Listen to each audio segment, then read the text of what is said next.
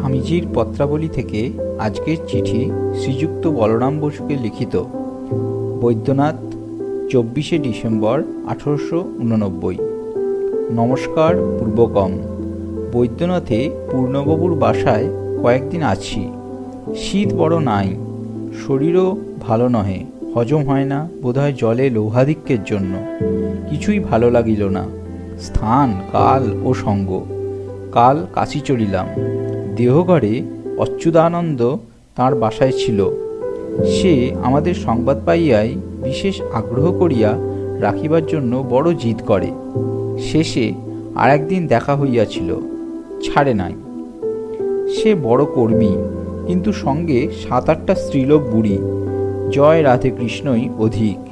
রুচি ভালো, শ্রী শ্রী গৌরাঙ্গের মহিমা। তাহার কর্মচারীরাও আমাদের অত্যন্ত ভক্তি করে। তাহারা কেউ কেউ উহার উপর বড় চটা। তাহারা তাহার নানা স্থানে দুষ্কর্মের কথা কহিতে লাগিল। প্রসঙ্গক্রমে আমি তার কথা পাড়িলাম। তোমাদের তাহার সম্বন্ধে অনেক ভ্রম বা সন্দেহ আছে, তজ্জন্যই বিশেষ অনুসন্ধান করিয়া লিখিতেছি। তাহাকে এখানকার বৃদ্ধ কর্মচারীরাও বড় মান্য ও ভক্তি করে। তিনি অতি বালিকা অবস্থায় তার কাছে আসিয়াছিলেন, বরাবর স্ত্রীর ন্যায় ছিলেন। এমনকি তার মন্ত্রগুরু ভগবান দাস বাবাজিও জানিতেন যে তিনি উহার স্ত্রী। তাহারা বলে উহার মা তাহাকে তার কাছে দিয়া গিয়াছিলেন। যা হোক, তাহার এক পুত্র হয় ও মরিয়া যায়, এবং সেই সময় তার কোথা হইতে একটা জয় রাধে কৃষ্ণ বামনি আনিয়া ঘরে ঢোকায়। এই সকল কারণে তিনি তাহাকে ফেলিয়া পালান। যা হোক, সকলে এক বাক্যে স্বীকার করে যে তাহার চরিত্রে কখনো কোনো দোষ ছিল না। তিনি অতি সতী বরাবর ছিলেন, কখনো স্ত্রী স্বামী ভিন্ন তাহার সহিত অন্য কোনো ব্যবহার বা অন্য কাহারও প্রতি কুভাব ছিল না। এত অল্প বয়সে আসিয়াছিলেন যে সে সময়ে অন্য পুরুষ সংসর্গ সম্ভবে না। তিনি তার নিকট হইতে পলাইয়া যাইবার পর তাহাকে লেখেন যে আমি কখনো তোমাকে স্বামী ভিন্ন অন্য ব্যবহার করি নাই, কিন্তু বেশ্যাসক্ত ব্যক্তির সহিত আমার বাস করা অসম্ভব। ইহার পুরাতন কর্মচারীরাও ইহাকে শয়তান ও তাহাকে দেবী বলিয়া বিশ্বাস করে ও বলে তিনি যাবার পর হইতেই ইহার মতিচ্ছন্ন হইয়াছে।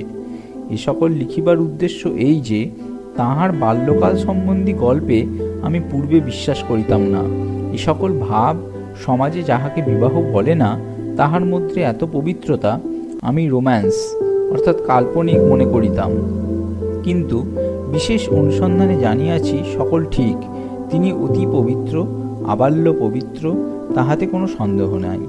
ওই সকল সন্দেহের জন্য আমরা সকলেই তাহার নিকট অপরাধী। আমি তাহাকে অসংখ্য প্রণাম করিতেছি ও অপরাধের জন্য ক্ষমা চাহিতেছি। তিনি মিথ্যাবাদিনী নহেন, তাহার ধর্মে ঐকান্তিকীয় আস্থাও চিরকাল ছিল, একথাও শুনিলাম। এক্ষণে ইহাই শিখিলাম ওই প্রকার তেজ মিথ্যাবাদিনী ব্যভিচারিণী তে সম্ভবে না। আপনার পীড়া এখনো আরাম হইতেছে না। এখানে খুব পয়সা খরচ না করিতে পারিলে রোগীর বিশেষ সুবিধা বুঝি না। যা হয় বিবেচনা করিবেন, সকল দ্রব্যই অন্যত্র হইতে আনাইয়া লইতে হইবে। বংশোদ্ভূত নরেন্দ্রনাথ।